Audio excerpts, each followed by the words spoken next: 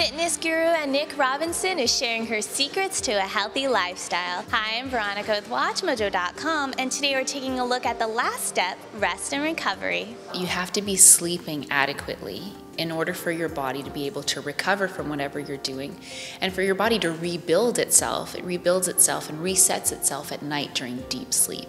So the first thing we need to look at is, how are you sleeping? And we look at sleep hygiene. And what sleep hygiene means is, how long are you sleeping? When are you sleeping? Are you sleeping during shift work, during the day, or at night? How early do you go to bed? How early do you wake up? And when you're sleeping, how often do you wake up? And how long does it take you to get back asleep? And when you're in sleep, how deeply do you sleep? So how many hours do we need to rest at night? On average, the human body is designed to rest for about 8 hours per night or more. Before we invented the light bulb, we used to go to bed at sundown and we'd wake up at sunup. So most of us are going to bed far too late. We're sleeping far too poorly and we're waking up too early. And what happens is people build up what we call a sleep debt. And when you're chronically sleep deprived and you have a debt of sleep, your body will force you to make up for that debt by making you sick. In prehistoric times, a caveman, if he was consistently sleep deprived, it meant either that his tribe was under attack by, say, wolves or another tribe, or perhaps that there was a famine. So the endocrinological system will put you into what we call survival mode, which means that your body will decide that no matter how much you're exercising or how well you're eating, your body will take all those calories and put it into fat storage, and predominantly around the middle, into the core, what we call visceral fat. And that's really dangerous.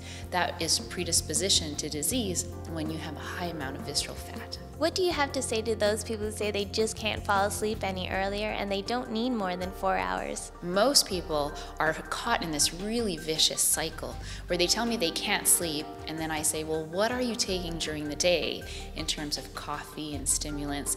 And most people say, well, I'm so tired that I take, a cup of coffee in the morning, and then I ask, is it a small cup or is it a 16-ounce cup? And then how many of those during the day are you taking?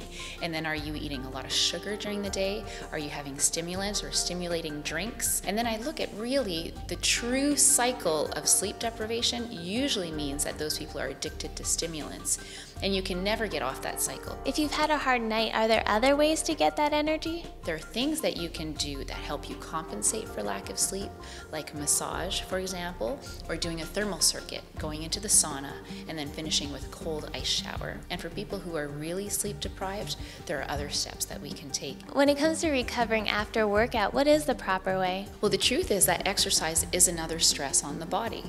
So when you're exercising, your body needs to recover from the exercise that you've been participating in. And if you take your body into a good resistance training routine, you're probably going to total muscle exhaustion, which is a term that means that your last repetition, whatever it was the last repetition your body was able to handle before it went into failure. So when you're at that point, your body actually has micro tears that are created in the muscle, and your muscle needs to re-knit itself back together in order to create more muscle fibers. So it's really important to strategically place rest within your overall training strategy. Thank you very much. That's great. Thank you.